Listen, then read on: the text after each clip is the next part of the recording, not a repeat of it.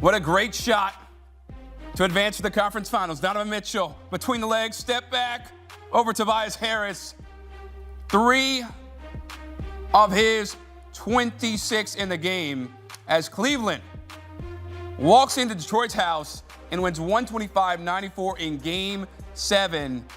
Their first appearance in the conference finals since 2018 when LeBron James was leading the way. How about Jared Allen? The lights were not too bright for him. 23 and 7. Sam Merrill off the bench with 23. How about Evan Mobley with 21, 12 and 6? And the Pistons they ran out of gas, okay? They shot 35% from the field, 31% from three-point land. And Cade Cunningham, he was great for most of the series, postseason, but just 13 points on 5 of 16 shooting in this one.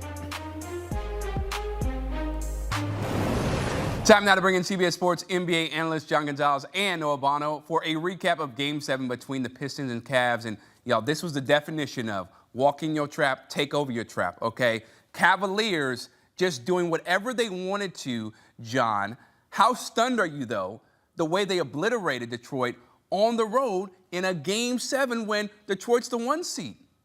Yeah, obliterated is the right word. I mean, this was so in hand, I was half expecting Ant Edwards to come out there in the fourth quarter and congratulate the Cavs, right? I mean, the Cavaliers go from not being able to win a game on the road the entire postseason to winning Game 5 and Game 7 in Detroit. So credit to the Cavs. We can get to the Pistons in a little bit, but Donovan Mitchell especially, right? Massive game for him. I mean, his entire career, all he's heard is, when's he going to get to the conference finals? Why can't he lead his team to the conference finals? What's it going to take for him to get to the conference finals? Well, tonight, spectacular game. Goes for 26.7 rebounds, 8 assists. And here's the big one. No turnovers. That was huge. The Cavaliers had major problems with their turnover issues in this series and in the postseason. Well, tonight they got that under control. And the general recipe for them beyond Donovan Mitchell cooking is 3 of their 4 main guys have to be good. Well, that's what happened tonight. Donovan Mitchell was really good. And then the 2 bigs were fantastic. Both Evan Mobley and Jared Allen absolutely dominated the Pistons down low. The Pistons, their whole thing is dominating other teams down low. Well, tonight it was the Cavs. And no, James Harden did not have a good night tonight.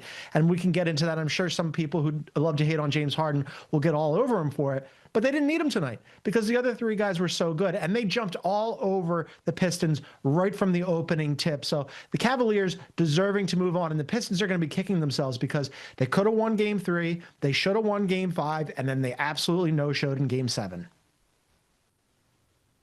John said it all, man. I really agree with just about everything. And I think James Harden probably owes the biggest thank you to those other 3 stars on Cleveland for bailing him out of a 2-for-10 game where he had 9 points. 4 personal fouls just was another no-show.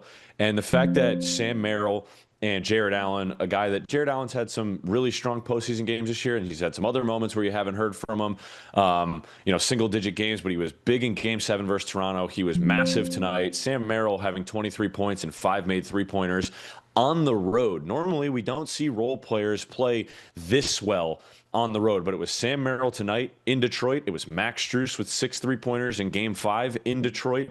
Like, I don't want to harp on the Pistons too much because they are sort of offensively inept, but they should be ashamed of themselves for dropping this game after playing so well on the road in a Game 6, stifled that Cleveland offense. Like, couldn't have played a better defensive game. All that energy just died off coming into this Game 7, and it's unfortunate because they're now one of 4 60-win teams going back to 2015 that won 60 games and was a 1 seed that wasn't able to advance to the conference finals. And, it's unfortunate. I do think there's a lot of holes in this roster, especially when you see how much of a drop-off you get from Jalen Duren, your second All-Star, and just how much he struggled, not just in this series, but the entirety of these 14 playoff games for Detroit. It's unfortunate that their season ended the way it did, but ultimately, Cade Cunningham can't do it all, and you saw he was absolutely gassed. He ran out of complete steam. There was nothing left in the tank there. And when Duncan Robinson looks like your best player in a Game 7 for a small chunk of it, you know you're in trouble. But good job by the Cavaliers. I mean, they came out with more energy, more juice, and John said it. When 3 of those 4 guys in Cleveland play this well, they're pretty hard to beat, especially versus a Detroit team that struggles this much offensively. Yeah, Cavaliers, I mean, the ball movement, the defensive intensity, everything was so disciplined for this team, allowing them to get this win. As we see here, Cade Cunningham, a struggle in this home game against the Cavaliers, just 31% shooting. And, you know, Noah, John touched on it earlier about the questions surrounding Donovan Mitchell.